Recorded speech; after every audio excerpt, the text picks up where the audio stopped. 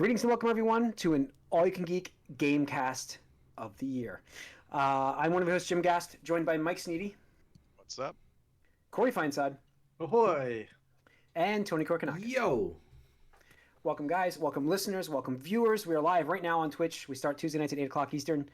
We just did the movie cast. This is our Gamecast. This is our 2025 Games of the Year, best of. So this is a fun episode. This closes out our best of episodes. I think next week we do our most anticipated, so stay tuned for that too. But if you can't catch these live broadcasts, everything's over on YouTube, so hope you're watching it over there. Subscribe, be sure. It helps us out quite a bit. Leave us a comment. Love to hear from you guys. But yeah, this is our big one. This is the other year for games. It's been a hell of a year. I think there's been some surprise games, for sure. It's funny because this list I had no idea was going to look like this for me. And this is by the way, folks. Here's what we do: we do our disappointing, we do our surprise, and then we do our top three. Okay, for those who don't know the format. But so I will kick us off with my disappointing game. We're gonna go right into this, guys. Disappointing game of 2025. I mentioned it last week, I believe. Hades 2. Wow. Wow. Yeah. Okay. Too much of the same. Man, I didn't play just that too one much of the same. somehow. I have It's just too 23 much of the new same. releases played, and not that one. Yeah, no, there's not a lot of games played for me this year. To be honest, obviously I've played probably 8 games this year, but more than the average. I can fill my list. Huh? It's more Yeah, than the I average got person through does. like 8 games. The problem is like you get this overlap where you play the older games from last. You know what I mean? Like so you don't get newer games from this year. But I think it was like 7 or 8 games I played. But Hades 2, nothing technically wrong with the game. There's nothing wrong with it. It's fine. It's fine. It is Hades. It's just not reinvented. Your nominee. Yeah, it's just not. It's nothing. It's nothing amazing. Like I don't know. I played Hades and I loved it, and I'm playing it again and it's fine. It's just I don't know, more of the same. That's what qualifies as a disappointment. Yeah, I mean, I was really looking forward to like some new style, but I feel like you still go through the same tropes for it, like because you're just maybe it's a comfort thing. I don't know. And you could play it differently, like you can, but it's just like you're still going through. I don't know. I feel like maybe this was one and done kind of game for me. Like it's Hades, the style of it is it's not as impactful if you get a sequel because it feels the same. And what are they going to do to change it up? I guess Yeah. So, The other thing is, I think them going directly from Hades to Hades 2 probably hurt a little bit.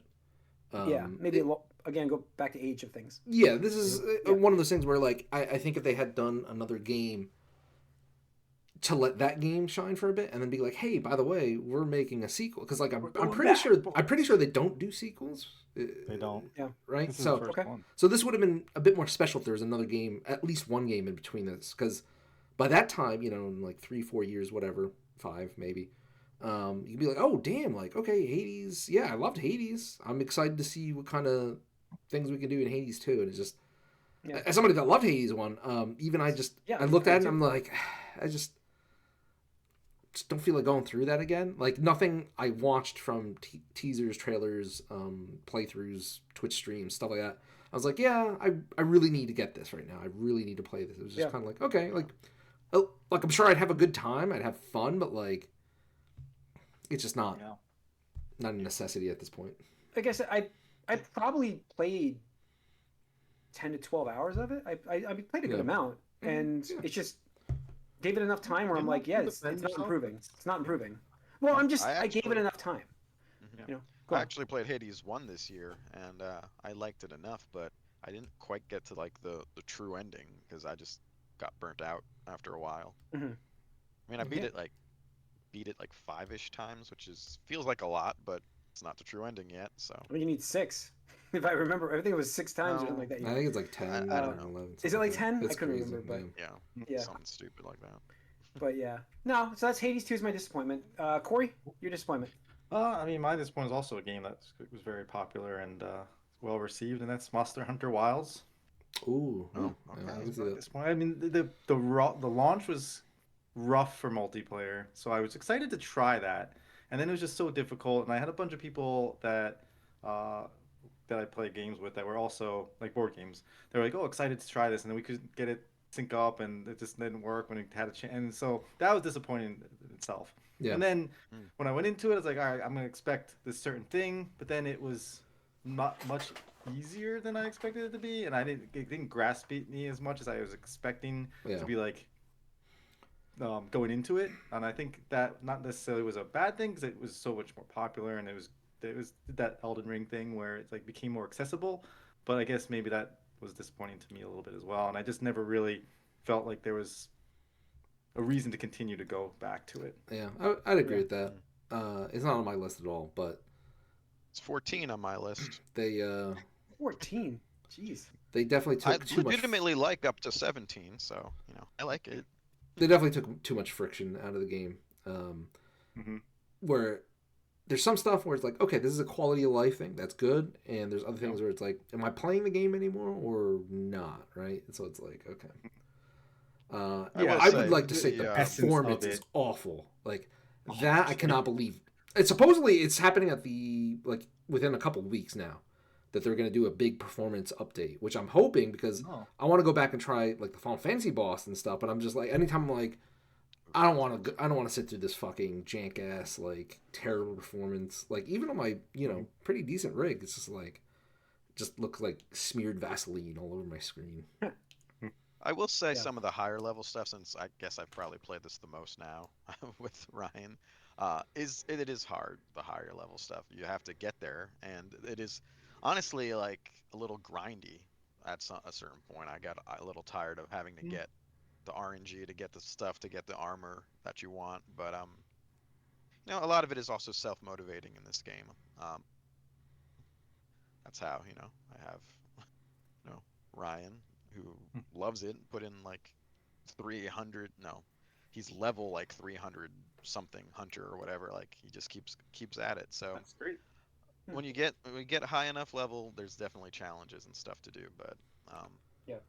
yeah, for me, I kind of thought the campaign was fun in a way that it was like the story is so bad it's good. Like I was entertained by how silly everything was, unintentionally it seems like, but I thought it was funny, so that Yeah. was a Cool. plus. Got me Cool. on board a little bit, I guess. All right, Mike. Give me your disappointing. Um, so like I said, I have like 23, and this is actually pretty far from the bottom of my list, but for personal reasons, this is my number 12 game actually of the year, but Outer Worlds 2 is my disappointment of the year. Hmm. Um, because this was maybe my like second or third most anticipated game, and I even played the complete collection from the first game that had the DLC, which I had never played before, the first game's DLC. And the DLC was better than the vanilla game for that. So I was like, all right, so a sequel to this is going to be really good. Yeah. So I went into it, and there are some things that are improved. The scope question of the first game is improved. It's Yeah. much bigger. Absolutely. The worlds are bigger. You got more options as far as like RPG stuff. There's multiple ways to complete every quest. There's a lot of level gated things that sort of make things reactive in different ways. And characters and some things are decently reactive to what you've done, what you've chose, who you're with, and all that stuff. But the story itself is just doesn't quite grab you. It seems convoluted for no real reason. It's not as straightforward as the first game. And there's really no good guys. Everyone sucks. All the Yeah. factions Yeah. suck in The different factions weren't ways. good. You It's know. hard to get behind anyone. Even the one that your character expressly is in is kind of like unseen, and they kind of just abandoned you. So you're Yeah. mad at them too. And then you can not there's one faction that doesn't really make sense that you can't ever align with. They're always the bad guys, even though fundamentally they don't seem much worse than some of the other factions. And I think that there's been theories that it's actual cut content that Hmm. um, one faction you can't really ever improve your standing with them. They're always shoot on sight. So stuff was weird. And ironically, the best companion is from that faction. And the companions also are lackluster. The first game had this problem too. There was only Panam, who was an all-time companion. Everyone loved her. And then the others were forgettable. This one, they're all pretty bad. There's only, like one or two that are okay. Mhm. So so it's much bigger, and by the end of it, I just wanted to finish the game, which I was surprised. I didn't think You I like would to be in dive that in. spot, but I was just like the shooting is better. A lot of the RPG stuff is better. It's a little more restrictive, and some of the itemization just gets the mods and stuff get a little crazy. But I just found myself a little tired of it by the end, which I was surprised. So yeah, they Okay. improved the size, but not necessarily The the soul out. engagement. Yeah, Yeah, I was surprised by that, how the game faded out for me. So that would have yeah, probably been it's my just disappointment interesting. if it wasn't for Hades too. Hmm. Mm. So, but It feels weird. Like I haven't only played Go the on. first one, but I remember my Still criticism say of the it's a first good one. game. No, it's a good Yeah. game, but the first one's a good game, but I wanted a bit more, right? And I think Yeah. they probably took all that feedback and they're like, well, let's make it a AAA experience. I'm like, I think maybe that's a bit too much, in terms Mm. of, you know, Fallout or something or Skyrim, whatever you want to compare it to. Where it's like, okay, I didn't really need that much. I didn't need that Yeah. much, meat on the bone there, but just a little bit more than what you gave it the first time around.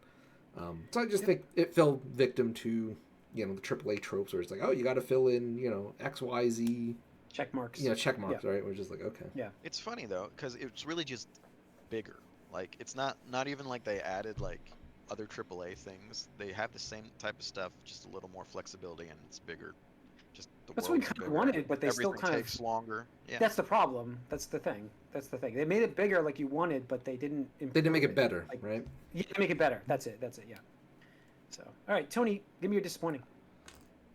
Mine is gonna be the one that Jim lost his bet to, but Mm. Metroid Prime 4. Got to talk about it because it's not a bad game, but Mm-mm. for all the years it was in development, for all the years that Metroid Prime Got fans wanted it, reworked. yeah, I mean reworked. I had just wished the end product was as held in high regard as the first trilogy, right? Because all those are like 9 out of 10 games, if not more. I think Metroid Prime 1 actually is like one of the highest rated games of all time at like 9.7, 9.8 on Metacritic or Yeah. OpenCritic, whatever it is. So this one just being like an 8-ish out of 10, I think it was or maybe dipped it slightly under 8, is kind of disappointing in the sense of like, oh, okay. And playing through it, I could immediately tell like, okay, yeah, this is a little rough. Why did they do this part? Why did they add this thing? And like, for instance, Viola the bike is cool. Like that plays really well. It's fluid, it's fun, but there's never like it's just a vehicle. I'm like, okay, there's no level where you have to really use it or anything. So why was it such a core experience in terms of like marketing, box art, amiibo, this and the other thing? It's like that's where something's like, give me a level, right? Or a stage where it's all about riding the bike. I really thought there was going to be like some racing or something like Yeah. that in the game because you did that with the training, and I Yeah. was like, oh, this is going to come back later. Yeah. Nope, No, it never no. does. And then the inclusion of the like, hey, collect these green crystals throughout the game, which, I'll argue they did tell you at the very beginning. Like the one at PC Straight says, hey, you need to collect these green crystals, motherfucker. Yeah, but you don't know how many. No, Like, you don't know how no, many. I That's the agree. problem. I agree with that. But like, just the fact. All of that. I mean, it's whatever. But like the fact that you have to do so much of it, and it's just kind of like, is this really adding to the experience? Like, in my eyes, it's not. So why are we doing this? And it feels like back to I can cite Wind Waker when you're getting to the finale, and it's like, hey, before you fight Ganon or Ganondorf, you got to collect 13 pieces of the Triforce. Where are they? They're all over the fucking world, and it's like, okay, like, I guess I'll do this. It feels really shitty and feels really grindy, and just adding fluff padding time to the experience. So again, it's not a bad game, but there's just a lot of segments where I'm like, damn, like why did they add this? Or I wanted to see this other part expanded upon. And they've come out in an interview because Tabata is actually retiring. So it's kind of disappointing because he's ending on like kind of a not so impressive note. Yeah. But Yeah. reading all the snippets of like, oh, we wanted to do this and we wanted to try this, but we didn't want to restart development again. I'm just like, damn, like that would have been cool. And ultimately just didn't live up to its legacy, I think. Yeah. All right. Let's go back to surprises now. So the biggest surprise for me of 2025, I'm going to go with Split Fiction. Oh, nice. I've never played these games from the studio. Like it Takes Two, was that one of them, I think, and Yep. like there was a Yeah. bunch of them. A Way So Out. this is my first playthrough for one of these style games, and I enjoy it. We haven't finished this game, obviously, so it's kind of weird. I don't like to put the games on my list. Usually, I don't finish, but um, I still You think get it it. You deserves to get be on yeah. there. You played enough Yeah, that you get it. I Yeah. know exactly what I'm playing through now, and I love the styling of it, like the idea of it, with the way the co-op works. I just love the way it keeps making it a little more difficult each time. Here's a new mechanic, here's a new mechanic, here's a new mechanic, and you gotta have to figure out how to use it in that section. Right. And it's that's a quality video game usually for me. Like that's usually what that means. That's why I go back to like the Metroids and stuff because they keep adding on things. Real quick, and now I can do this. I like that stuff. And then, like I said, playing it with my stepdaughter, it's a fun experience, even though it's a carry experience sometimes. It's a good experience to have that, and she wants to play the game a lot and asks me, and we're not churning through it, but it's a great game. They've built something that's really fun, and it's so rare to have a couch co-op these days Yeah. in any game that it's nice to have that, and so I had to get on my list, and I'm like, it's going to be probably my surprise for that because I just like, It's great. I won't put it in my top 3, but it's a very good game. So, Yeah. Corey, your surprise? My surprise is Supervive. Supervive Supervive. is essentially it's a Fortnite League of Legends mashup, I would call it. Mhm. So it's team fights where you're on an island and it's slowly getting smaller, but there's like creeps and stuff you can kill and there's loot boxes. It's got like this action RPG element, but also team composition is very important. And so there was a period of time I played that a lot with some of my board gaming buddies, and we were just killing it. And the problem, unfortunately, with this game is that it just didn't get any support from the Yeah. community, really, and it's Yeah. kind of died off. And like there was a point where we couldn't find a match that Ooh, was like that bad. no, we could find matches, but we couldn't find Still. matches that were competitive because we would just Oh. destroy them like every time.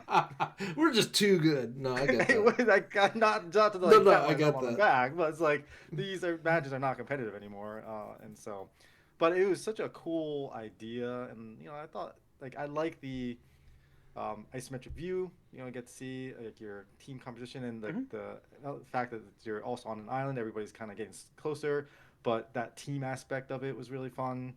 And getting superpowers and different abilities and timing things was neat, and the different places on the island were cool to like explore. So I thought it was really cool. I just didn't have any support. Nobody really played it. So Yeah, that's true. Okay. All right, Mike, your surprise? My surprise could have been a few things, but one thing is in the top 3. The other thing, isn't quite as surprising with Arc Raiders. So honorable mention to Arc Raiders as a surprise. But my surprise for the year is going to be Blueprints, which is actually my You did number play it. 5 on my list. Oh. Blueprints is an unofficial couch co-op game. I played this, I think, entirely with my wife as my note keeper, basically, and Yeah. obviously as my second set of eyes as well, because it's just constant puzzles and thinking laterally and trying to figure things out. And yeah, it came out of nowhere. It's just, if you don't know the game, it's sort of like a roguelike house exploring series of puzzles mystery type game where you have what feels like infinite puzzles to solve in this house, where you put together the layout as you go through to make rooms that have certain features that let you do other things or explore other puzzles specific to those rooms. And you go through there and you try to get to the room 45. I don't remember what the number is anymore. It's been a while. But a room to sort of, that's your goal, to get your inheritance that your great uncle or whatever leaves you. That's the story, at least. But that just starts other puzzles and mysteries, even if you do that. So the game almost feels like it never ends. And the reason why it kind of, one bad thing about it is it does sort of fizzle out for almost everyone, because it's so infinite feeling like that you just kind of give up, and none of the reveals feel quite big enough after a while compared to how much effort you put in to do them individually. But it doesn't matter because this came out of nowhere, and yeah, it was a big part of like the early part of this year. We spent a lot of time on it, a lot of time together, and yeah, that's out of nowhere. It's a sort of adventure game, it's kind of a throwback, but not because it's bigger than it looks, deeper Okay. than you'd ever expect. Hmm. Okay. All right, Tony, your surprise? Sort of in the same vein, but my surprise is going to be the 100-line Last Defense Academy, which really, I went into it just because it's the part of it was done by the writer of the Zero Escape series, which is one of my favorite game series of all time. Mm-hmm. But also with the writer of the Danganronpa series, which I was like, I've never really dabbled into that. I hear it's a bit more tropey in some regards. But the fact that two of them worked on this game to write it really intrigued me. So I was like, okay, yes, I'll be here day one. That's fine. And the fact that despite going into this knowing like, okay, I know I need to like not take things at face value, and there's going to be twists and turns and whatnot, the game still managed to constantly surprise me in terms of like, oh, that's interesting in terms of like character moments, twists in the story, like just ways that the game can play out.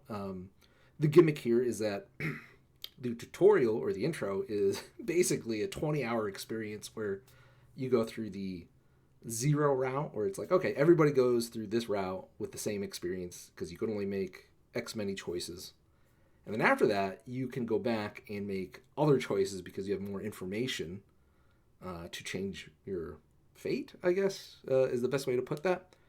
And from there, it just grows into like, hey, there's literally 100 endings at this game. And I think I wound up with like 30 something, so a third of it. And I probably spent almost 100 hours in the game, if I recall correctly. So there's still a bunch of content that I haven't received, haven't watched.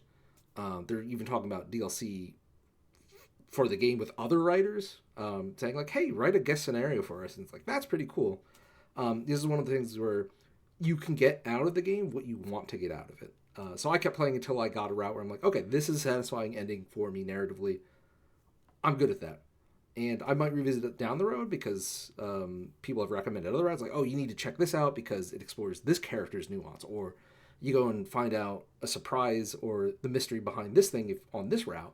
And it's just like, the more I think about it, I'm like, damn, that is a lot of text. I think it's one of the biggest games scripts that's not an MMO because they constantly add, obviously, quests and dialogue to MMO games. But I think that's what their official thing was. It's like top 5, I think, last I checked. But it's just crazy. And the game just keeps on giving, doesn't live up. And it combines it with like a tactical strategy game, which obviously I'm a big fan of. So it was just really cool and didn't expect to invest so much time to this past year. Yeah, that's cool. Awesome. All right. It is time for our top 3 games, guys, of 2025. This is the best of. This is not the best games possibly that came out, but this is the best that we loved. So I'm going to kick it off here with my number 3 game. It's already been mentioned once in this podcast as a disappointment. Ooh. But the further out you get, it sticks with me. When it's good, it's great. And Metroid Prime 4 deserves to be on my list. With the exception of that center area, this game was really, really good. It was It's really pretty good. funny to me because it seemed like you were lower on this game than Tony. No, I don't. Here's the thing. Like, I will say that when I first wrote my list, because I hadn't played Metroid Prime 4, Delta was my 3rd game. Maybe But you the just further didn't you play away, enough games. well, yeah, I mean, I watched a lot of movies. Yeah, so that's a lot more time sync, Mike. There's Prime 4, like, Metroid Prime. I've never really played the Metroid Prime series, believe it or not. 1, 2, and 3, never played them. This was my first one. Ooh. So listen, that's not entirely true. I've played them, but I haven't played them. I played through them. So I knew what they were like. But this was a great game. Like I said, when you were in the trenches with the different dungeons, it's fantastic. Like I really enjoyed this game. I think it looked amazing on my Switch, which is crazy because I played a lot of this in handheld mode. Mm-hmm. That's what's crazier. But it's just such a great. I don't know. I love the Metroid universe, I think, a lot. So I'm a little biased towards it. I get that. But it still had that Metroidvania style, even with The when they core tried to force DNA is something still else on there. us. The core Yeah, DNA is it's very there. good. It is. Yeah, and that's what I'm saying. When it's and it was good enough. Like you said, 8 out of 10. That's probably accurate. It's just because that middle area, like there's the crystals, there was all that stuff with the bike. There's so many things, but even the bike was cool. Like I liked riding around on the bike. I just wanted more you know, reasons, that wasn't. Yeah, there just need to be more reasons, not just the same enemies flying around too. But this was clearly a little rushed, but it wasn't. I wouldn't say rushed. Like, they didn't yes. want to go back and redo do too it many again. parts. Like, Yeah, Had to fourth release time, it. let's They go. had to release it. Yeah. But they had an idea for a game. When they took over this game, they had an idea of what they wanted to do. They just couldn't get it to fruition because of the handicap of not getting a new budget and all the stuff that was created before. Yep. So, like I said, this was a great game.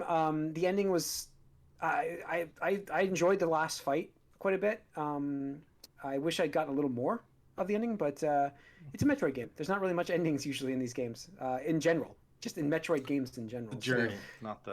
It's more about the journey with them and go on. No, I just wanted to interrupt and chime in. I actually cared about the side characters more than I thought I would, because that was the biggest criticism or doubt going into it. And I'm not saying like they're, the best NPCs ever or anything like that, but for given the Metroid universe is very lonely typically, I actually enjoyed their presence. And again, finding out that they were supposed to have more like missions with Samus and stuff like that to like get to the ending and what they were going for. I was like, oh damn, like I would have liked to see you. Like when you're assaulting the last last area I went to, like it was great having them show up and everything. It was like kind of cool to have the companions. There are some annoying ones, but there were some great ones. And like I said, it was a very good game. I know it does deserve the hate it gets from some people. I will never argue that, but it's my number 3 game. So, all right, Corey, your number 3.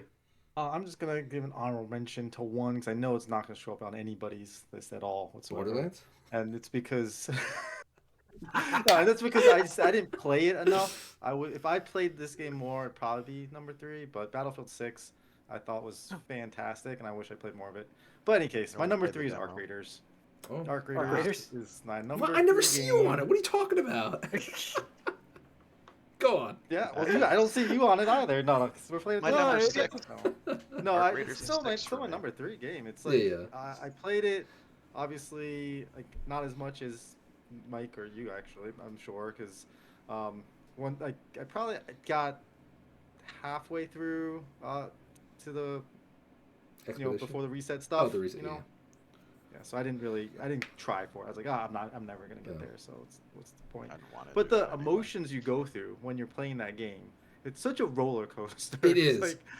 It's so crazy, and like how they get that feeling from you is it's so well done, and the gameplay elevates that too. It's not like it's not stopping you. It's not something that you have to think about. It's like this is stopping me from having fun and from feeling these emotions. Like you have every opportunity. Anytime something happens, it's either your fault or it's because or somebody else's. Or someone else is just playing better than you or something, or they caused an issue where now you're surrounded by machines and stuff, and so it just feels like everything is works so well together that it's just such a joy and a misery to be in there at the same time. And so every time you go in there, it's like you have to make this choice. Am I gonna go in and just get out? Or am I going to try to get XP, try to get as much loot as possible? And every situation never turns out the way you expect or the way you want. No matter how much planning you do, right? It's never going to... Exactly. It's always something.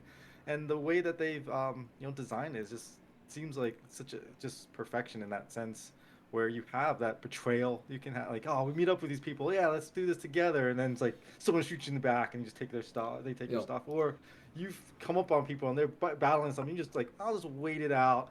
And now's my time. I'm gonna take their stuff. You get unique great stories from this game all the time. Mm-hmm. Oh yeah, There's several things like even like I said, it's 6 out of 23 on my list, so pretty high. It's just because it's memorable moments, like you said, man. Like it's just like you have these stories you can tell afterwards. And it's really just because the environmental enemies, the Ark, are actual threats. Yeah, they are. Like when you can die to when any you normally have yeah. PvP, PvE, it never quite works the way you think. You're always just worried about the people.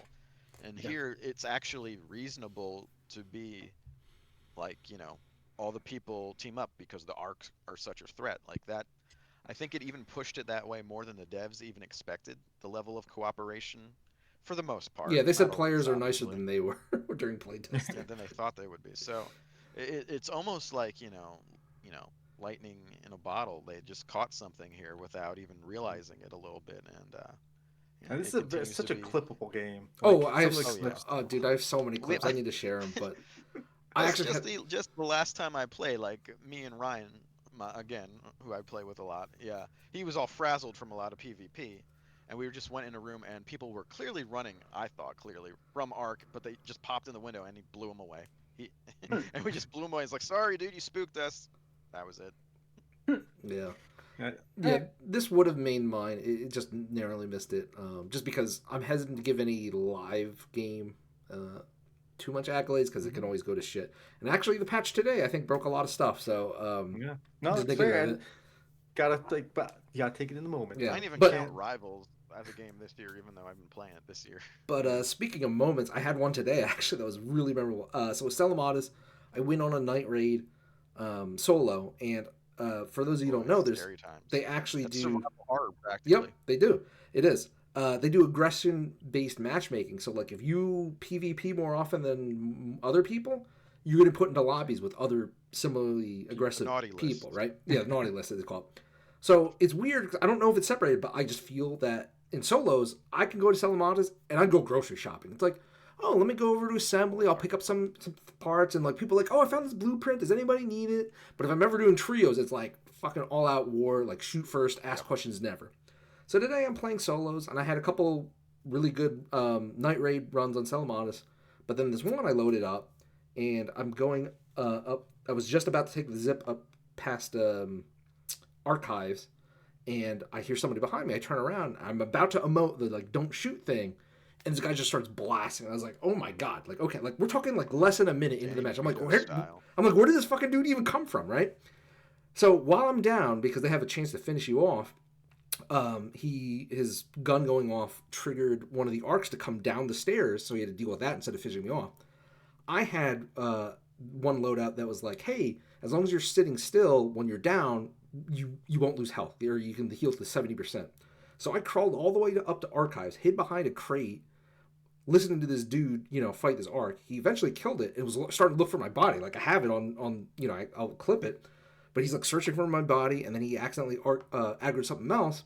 So that was chasing him, and then I heard some other people in global chat, and I was like, maybe I can get saved. I was like, yo, do any of you have a defib? And somebody's like, yeah, I got a defib. Where are you? I was like, I'm in archives. There's a rat here though. Be careful. They're like, can you describe the rat? And I'm like, yeah, he just got chased with a shredder. He went on this exit. He's long red shirt, whatever. I'm like, okay, yeah.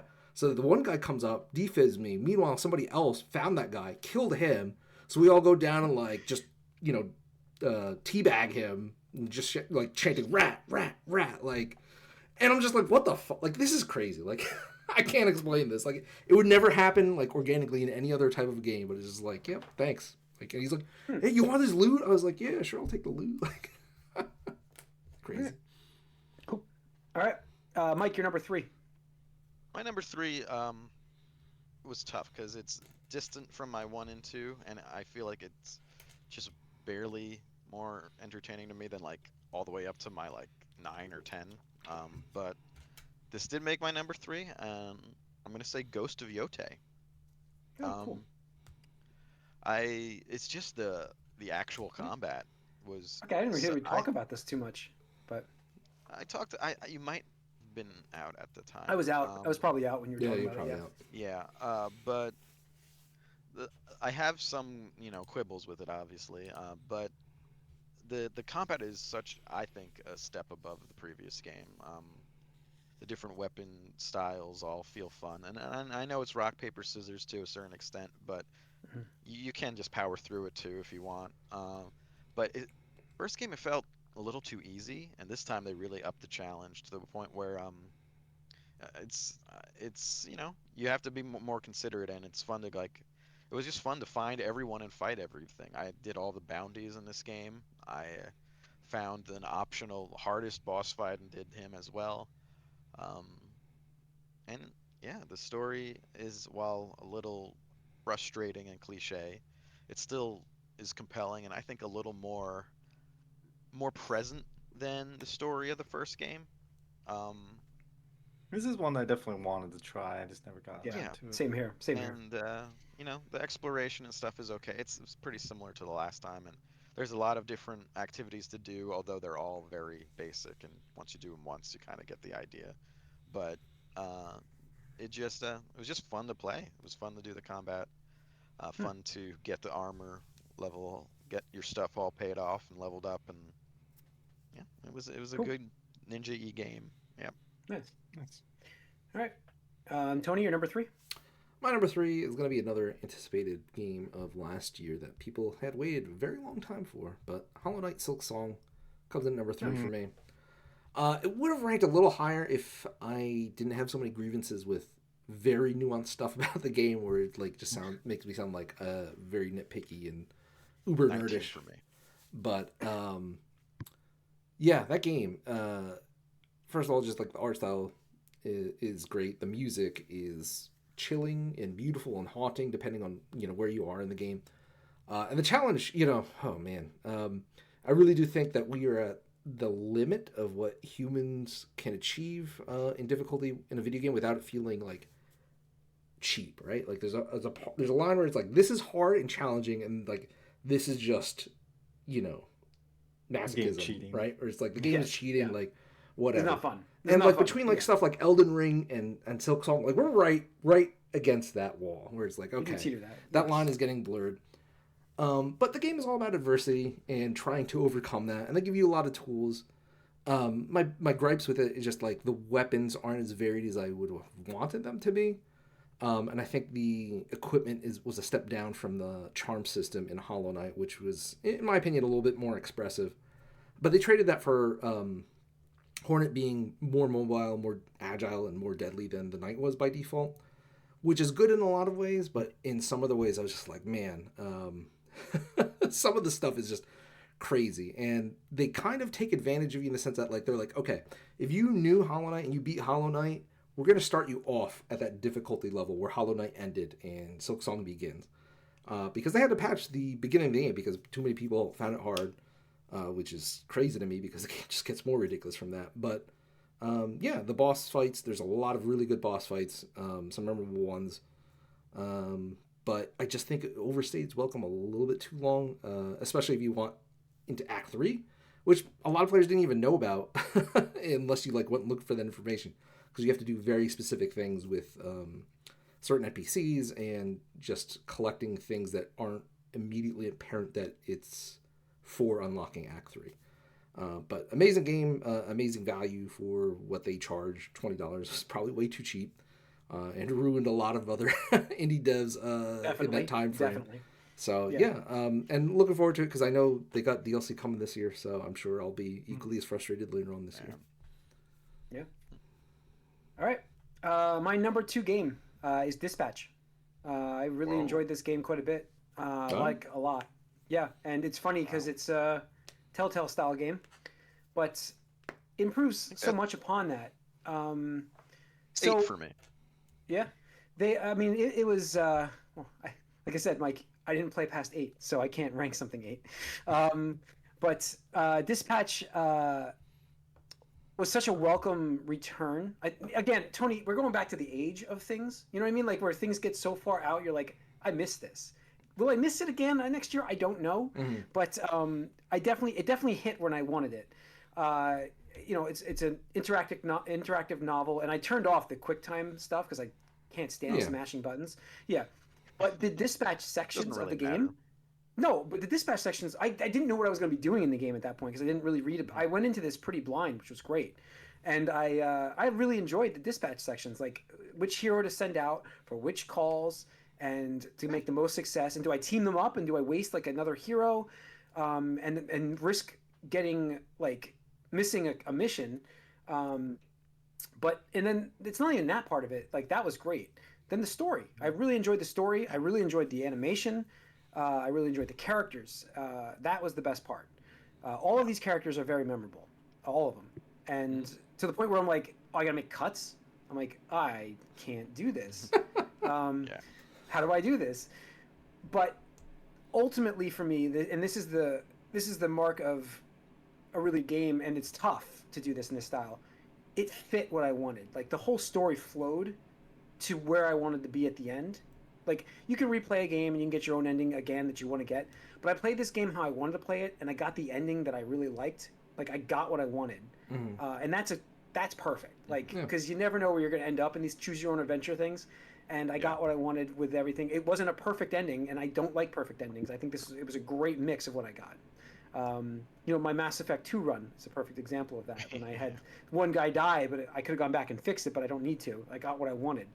I do look for those kind of things in stories, and I'm really looking forward to another season of this game. It does feel like a show. Yeah. Yeah, but I love the dispatch part of it, like the whole. No, I kind of wish there was more of that. Like I said, when I played through it, by the end, I was finally like getting better at same. it. Yep. Like, Yeah. and then it was over. I got the flow. Like, okay. I was the last mission was tough, but the missions before that I was starting to really get good scores. I was starting to get the flow. The last mission I think I actually messed up with the one character I cut, but it's fine because I actually like the story I got from that. You half failed that last mission. Yes, I have failed it, but it worked. It got the story that I wanted. It's great.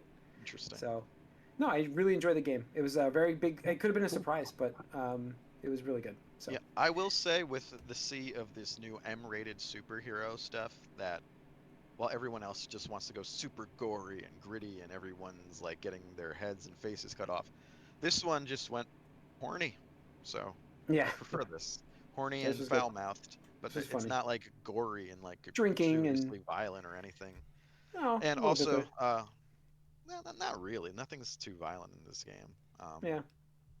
So I enjoy that you can do, an M-rated superhero thing that doesn't have to be The Boys or Invincible.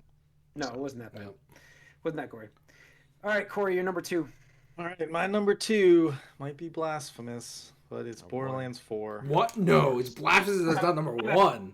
I'm out. What? I can't do this anymore. I can't do this anymore. Wow. I can't do this anymore. Okay. Yeah. So never thought I'd live to see the day. Never this thought is I'd live crazy. to see the day. This is breaking news. Like this is breaking news. Yeah. So Borderlands 4, obviously, I'm a huge Borderlands fan. This game definitely delivered initially with what we wanted from Borderlands, especially after 3, and the story and the characters in that were very disappointing. Gameplay was there, but you need a little bit more keep you coming back, and this one delivered that. It definitely, I put the most time in this game for sure out of any other game I played this year, and it still has a lot left to offer. But as far as continuing, like, to want to go back to it, they haven't really enticed you to do it. It's definitely a lot. Like Borderlands 2, I could play on my own, just like by myself, and just have a great time. Recently, these games have not had that feeling where it's like I can just solo this and have fun and do my own thing and constantly grind or farm or whatever. It's way more fun with people or co-op and couch co-op in that sense. So it just lost that feeling for me. As far, it doesn't have it yet. I want to go back in by myself and constantly continue getting better builds and finding those god rolls and stuff like that. I'm hoping with the new bounty hunter or Vault Hunter that they give me something that is going to be more enticing and a character that I can have fun with. But it didn't have the staying power that I thought it was going to have. So a little disappointing there. But still my number 2 game from last year. Yeah, I mean, it's not like it's a slouch, but most disappointing number 2 ever. Yeah. Still, again, I'm still playing it, and I have the most time in that game by far. Yeah, of any other game. I'm sure. All right, Mike, you're number 2. Ooh, my number 1 and 2 were neck and neck, and it was a decision late that happened because they both had DLC late in this year, and one felt better to go back to than the other, and that's how it happened. Okay. So this is going to be the first mention, my number 2, of Expedition 33. Yep. I figured this this order for you. Yeah, But that's close. Like, almost. closer than I thought. Then yeah. No, yeah, it was back and forth because this is a singular like experience. The story obviously and how this took on the world, like swept the world away in real Yep. life. I mean, um, it just captured everyone's imagination. This was a turn-based RPG that actually felt actiony to me. The feedback from your parries and how parry heavy it was it just feels different than what I find normally a little passive with turn-based combat. So the combat was fun. You got into it. The audio and visual cues from it just hit hard. And obviously, yeah, these characters and story just written in a way that everyone talked about. Everyone across the world, all the music, the style, um, and even the just the whole world building concept of it too. Just how you string a story along in a way that's captivating and keeps you in it. And the only reason why, you know, it's my number two, not my number one, is just going back to it, all the Luminas and Pictos and all that stuff, and navigating some of these worlds. It just felt a little messier than it needs to be. And I had a very specific build for an optional, very hard boss going back into it for some DLC, and I'm like, I don't want to respec all this. It's just too much time. Like, and that's a little bit of a problem. Like, it's just a little too overwhelming with all of the minutia. And I know that helps you build very broken builds, and that's part of the appeal. But needs to be streamlined just a little bit more, and it was hard to go back to a little bit. So that's Okay. why it's my number two. But overall, it's Yeah. probably the most unique Oh yeah. experience in a game this year for sure. Yep. Easily could have been my surprise. Easily, but I Yeah, like the variety. I that wanted too. a variety. So, Yeah, me too. Tony, Tony, you're number two. My number two is Donkey Kong Bonanza. Cool. I'm That glad this game. made a list. Like, Yeah, I heard it was really good. yeah. I mean, I've never really cared for the Donkey Kong character or games. Like, I played Donkey Kong Country 1, and that was great. Mhm. But kind of like a lot of these other games we talked tonight, the sequel, I was like, oh, whatever. And then they made a third one. I'm like, not even interested in this. Even to the point of like Donkey Kong 64, I never got into, and I was a huge N64 fanboy. I got almost every N64 game, and I just passed on it because I was just like, it just doesn't appeal to me. So when Nintendo was like, hey, we're bringing back Donkey Kong, and then we got the new country games on like Wii and Wii U and stuff like that. I never got those either, so I was like, Donkey's just not my jam. But the redesign helped, and just it being a fresher style of gameplay, where it's like, oh, this is like a platformer, but more emphasis on like punching and combat versus like traditional Mario, which is what And like Nintendo's traversal. Yeah, I mean, Yeah, traversal, yeah. it really is crazy how you can just pick up a chunk of terrain and just start sliding and using it for Yeah. movement, and then pick it up, throw it at an enemy. It's just very buttery smooth. Like, there's no sense of like friction where you're fighting the controls, or like, oh, this feels bad to play. It's just like, this is just very smooth. You can tell they worked a lot on how everything animated, how everything moved, the speed, the power-ups just are really crazy, because you can combine all the different ones to get some insane gameplay tricks, which I would argue is actually maybe the one rougher part, where it's like the skill ceiling for this is kind of low. You don't really need to do a lot of heavy stuff to beat the game, which is not a bad thing, but it's kind of one of those things where like just when the game is starting to get like really tough and really enjoyable, it's like, okay, it's like testing your mastery of the skill set, the game ends. So like that's probably the worst part about it. But everything else, like the graphics, the worlds, just being able to destroy like pretty much every world if you wanted to, is just like crazy concept. Like, yeah, then you can press the pause button and see the progress you're making on that map. Where it's like, yep, you destroyed like X% of this terrain. It's like that's just mind-boggling. It's like, what? Like, never thought that would be possible in a game. Just showing you what a new concept can do. But yeah, it made me a fan of Donkey Kong in this style. So I'm hoping next time we see him, it's in this vein rather than just like, the country style or anything like that, or Collectathon with 64. So Yeah. Cool. Yeah, no, it's looked great. If I had to switch to it, I'd be definitely playing it. So. yep. All right, number one games, guys. It is time for our best games. Best game of 2025. No shock here. Expedition 33 for myself.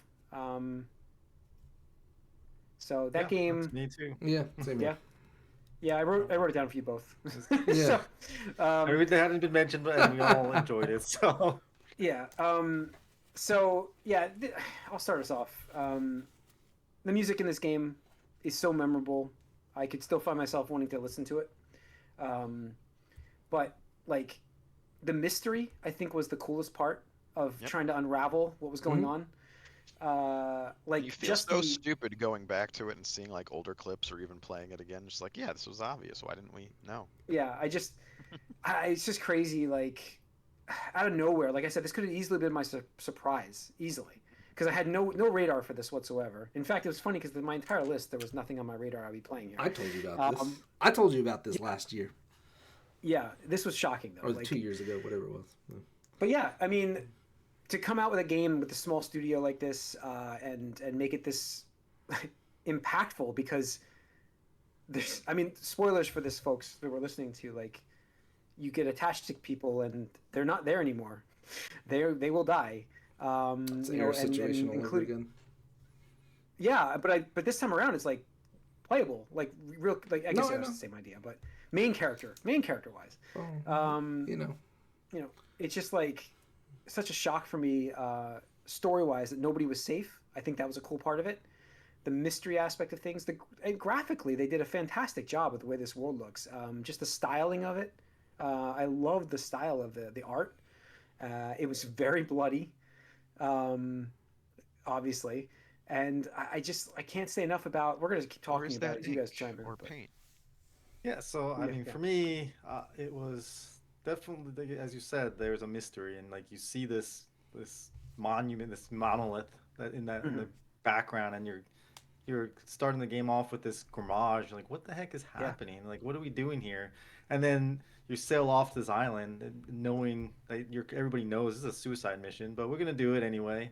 And then you get attacked, and it's like, what? And then the emotional like response that your character has, finding out it's still alive, and what the next steps for that character is gonna be, is crazy. It's the same idea as the player. Like you have almost the same reaction because you don't know what's going on, and that's I think in the beginning there when you get to the island, you're like, what is happening? This is crazy. What is happening right now? Yeah. But go on. Yeah. Yeah, exactly. And then, so just having that premise there, and then going into it, but then having the gameplay live up to the moments, the story beats that you're going through, and then being able to play those moments out was just perfection. And you really get attached to these characters. As you mentioned, they did a great job with the performances and the animation of the performances, and you know not just the human characters, but the more fantastical characters are really fun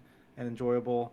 And finding there's like so many things to find in this game that you're just like, oh, what is this thing over here? And then you got some mime coming at you, like, what is happening with this thing? Yeah.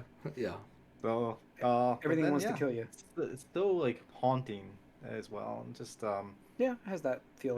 That overarching villain that just seems like, what are we doing here? Is like insurmountable in a way, but at the same time, you can get them, and like you can't wait to get them after certain events, and like there's these highs, and then immediately there's these lows, and just going through, and then the world opens up to you, and you're like, oh, there's so much more happening here, and so much more to explore, and it does help you go through and learn all the different things and how these characters work together, and the different like pictos, how those perform and work. So it's a complete package that is hard to find faults in. That's it. Tony, your thoughts? Yeah, I mean, I don't know. I could fault it a bit more than I think most people could, but I'm probably of the hot take that the game's acts got a little worse as time went on. But not like terrible, just like, oh, the more you found out about the mystery, I was like, oh, a little bit less, I guess, impressed. Less impressed. And I think Act 3 is actually a sour taste in my mouth, but that's the negatives. What I will say is, like, it's probably definitely the sum is greater than the parts individually, because, like, what intrigued me about the game when I first saw it, I think that Xbox conference in 2024 Yeah, was I that remember. combined a lot of really renowned voice actors were coming off of Shadowheart and Clive as two of the main characters. Obviously, what's his name? Daredevil.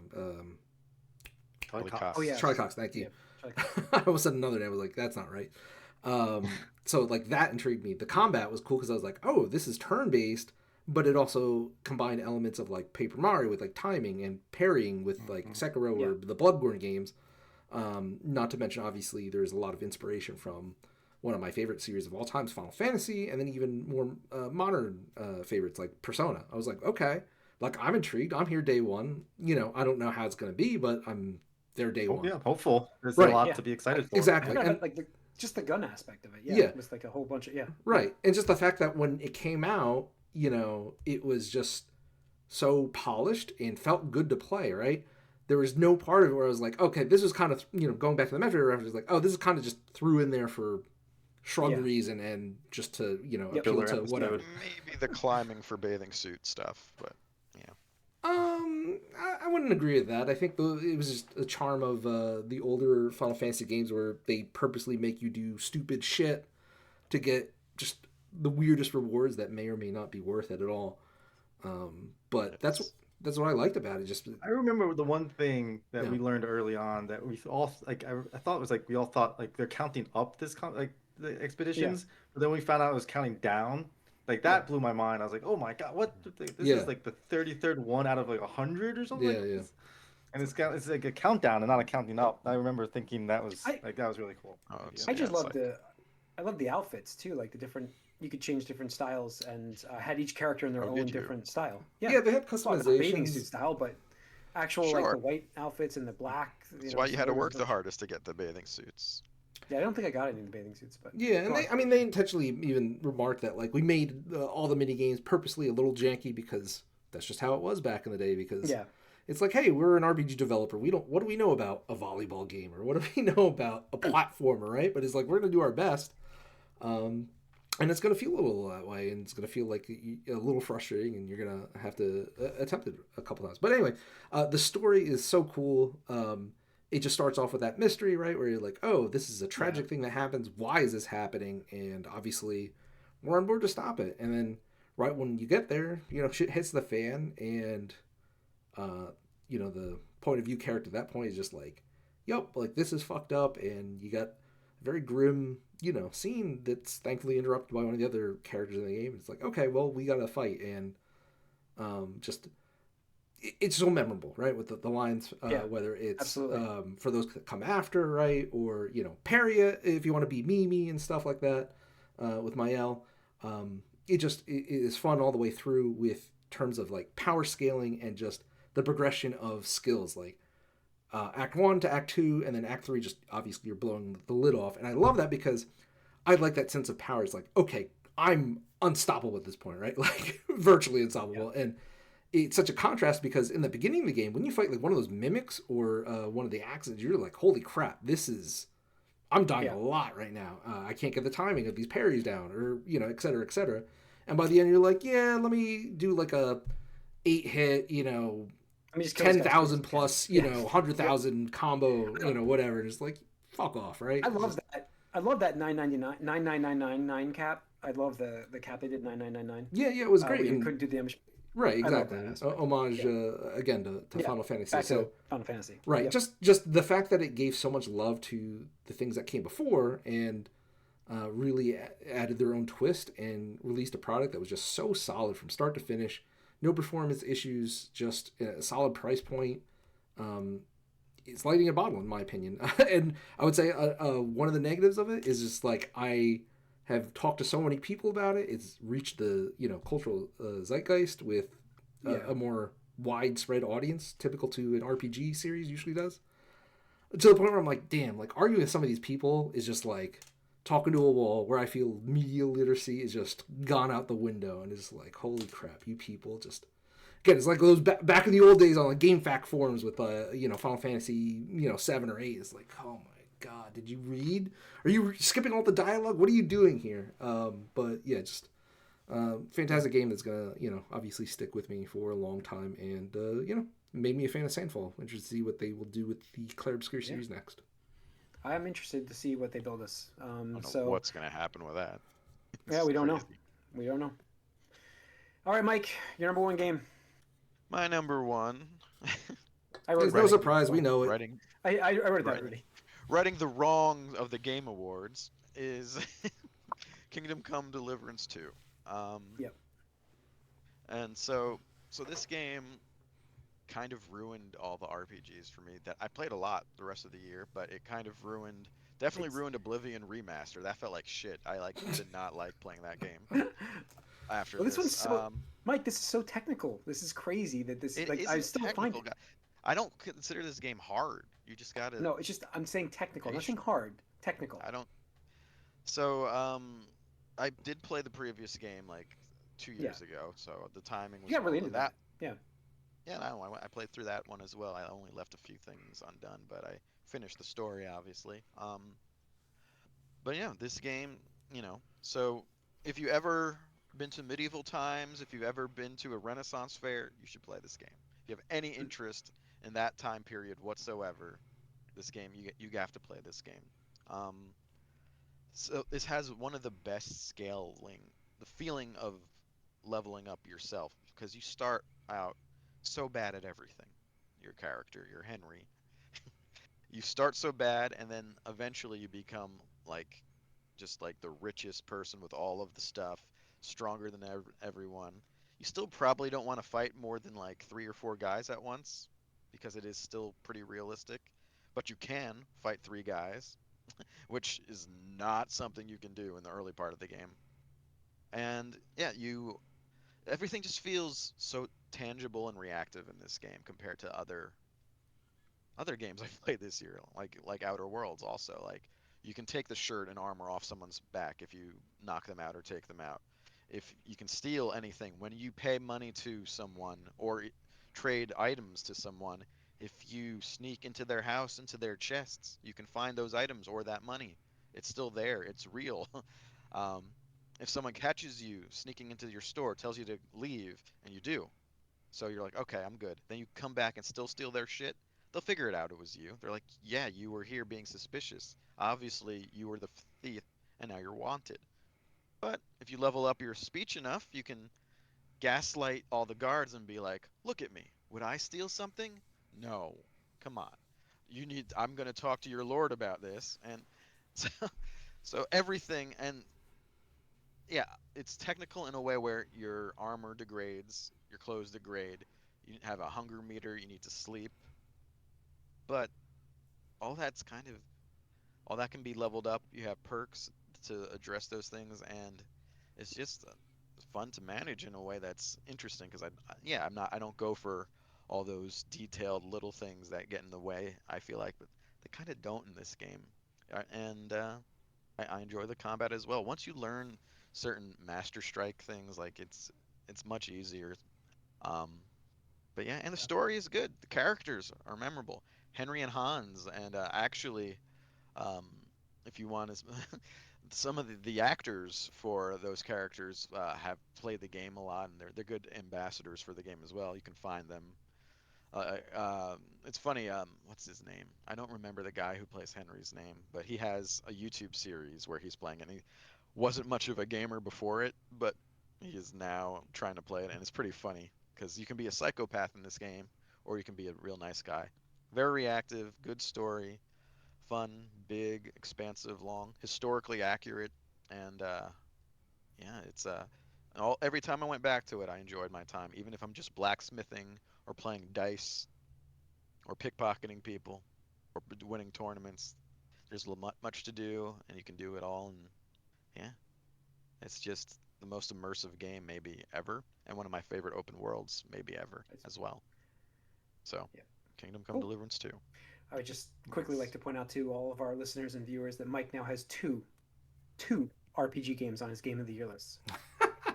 Yeah, I played a lot of RPGs this year. Yes, you have. And the world has what has happened? We've come so far. Well, I mean, I've this type of game is like Fallout adjacent, just better. No, I know. This is more like you said, Oblivion, Elder Scrolls kind of thing. It definitely is. Man, Oblivion really felt bad afterwards. Like No, honestly, I'm like sure. that It's could be the most it's a disappointing for remaster. me. But yeah, I know. But people talk that game up so much, and I was so bored playing it. Yeah. Whatever. All right. Yeah. So just to recap for everybody listening, our top three. Number three for me was Prime 4, Metro Prime 4, Dispatch, and then Expedition. Corey's was Ark Raiders, Borderlands 4, and Expedition. Mike's was Ghost of Yotai, Expedition, Kingdom Come Deliverance 2. And Tony's was Silk Song, Donkey Kong Bonanza, and Expedition. So that's our top three games of 2025. We hope you enjoyed this episode. Most anticipated coming up next week. I don't think I mentioned at the beginning of this podcast, so stay tuned for that. It's going to be a fun episode. We do our regular news, though. We'll get back to that too. So I hope you guys join us once again live on Twitch Tuesday nights at 8 o'clock. If you can't, YouTube's got all the content. So we'll see you over there. We are out. No other game crossed